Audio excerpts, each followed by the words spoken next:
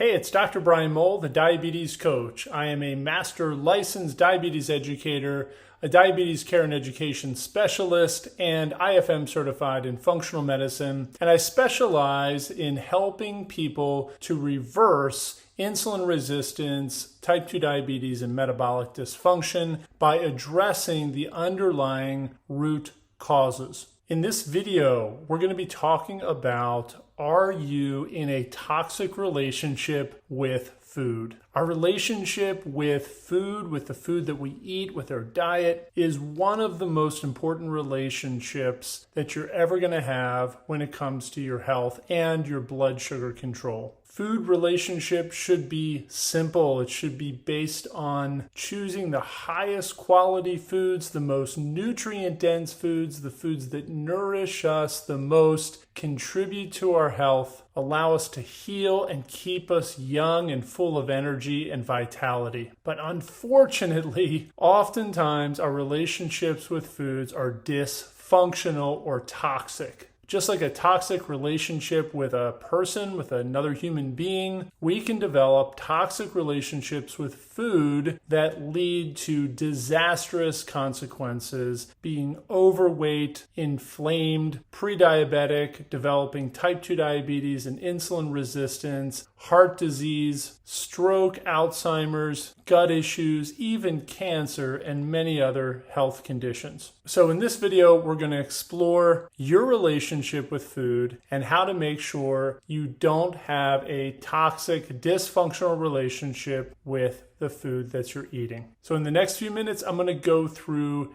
10 signs that you are in a toxic relationship with your food, and then we'll talk about how to change it. The first sign that you're in a toxic relationship with your food is there are too many highs and lows in the relationship. It feels really good to eat that food. It's exciting, it's stimulating, and then later you feel depressed or shameful or guilty, or it drains your energy, or you just feel rotten later. That is not a healthy relationship with the food that you're eating. And that's a sign that you're looking for that dopamine hit from the food. What you're looking for is a stable, neutral relationship and feeling with the food that you're eating. You don't get too excited and you don't feel too sad around whatever food you're eating. The next sign is that you make excuses to stay in the relationship. If you find yourself talking to yourself, making excuses for why it's okay to stay in that relationship, even though you know it's probably not a good idea, that's a sign of a toxic relationship with your food. You should feel really good and positive about the foods that you're eating. The next sign is that you spend too much time or energy either thinking about the food or engaging with the food. If you're obsessed with that particular food, that's not a sign of a healthy relationship, and you are probably in a toxic or dysfunctional relationship with that food.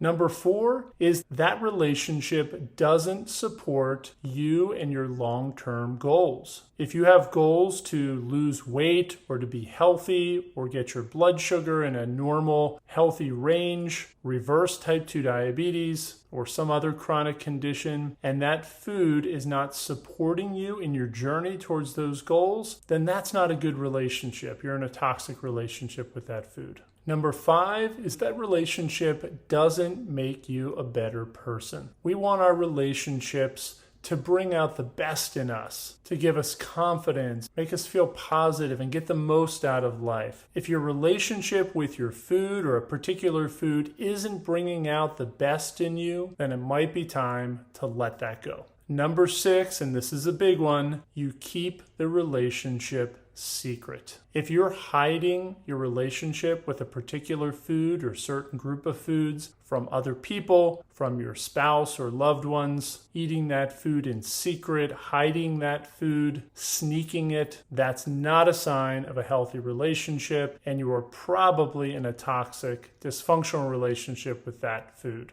Number 7, you've tried to break up before and you keep coming back. Look, some relationships are just not meant to be. And if you've tried to break off a relationship with a particular food time after time and you keep coming back to it, there's a pretty good chance that's a toxic, dysfunctional relationship and not contributing to your health and overall well-being. Number 8 is that relationship does not respect your personal boundaries. Maybe you've set up some boundaries on when you're going to eat, how much you're going to eat, how often you're going to eat, and that food keeps tempting you to eat late at night or between meals or to overeat it, and you have a hard time keeping your boundaries, keeping your personal integrity around that food. That's a huge red flag and a sign that you may need to end that relationship. Number 9, people who care the most about you tell you that that relationship isn't good for you. If you have people in your life who have the best intentions for you and support your goals, and they tell you that your relationship with that food is not healthy, that maybe you shouldn't be in that relationship, or you might want to rethink it, I think it's a good idea to take that seriously. Sometimes we can't see the toxic relationships that are close to us, and we need somebody on the outside to let us know what's going on. Hopefully you have somebody in your life who cares enough about you to encourage you to seek out healthy relationships with your food. And number 10, and the most important of all, in your heart, that relationship is not healthy. That you might be addicted to that food, that you have strong cravings for that food, that it's not contributing to your health, then it might be time to break up with that food and end that relationship once and for all. All right, so obviously I'm having a little bit of fun with this, but you can see how these 10 rules for good relationships actually apply very well to our relationship with food. And I think if we look at it through that lens, it becomes really apparent which foods we want to stay in relationship with and which ones we might want to consider moving on from. So then how do we end toxic, dysfunctional relationships with food? I'll give you 3 quick, simple steps. Number 1, you want to identify those foods. So make a list of all the foods that you feel like you might be addicted to, have cravings for, that are unhealthy, all the foods you're in a toxic relationship with. Choose the top 3, the 3 worst offenders.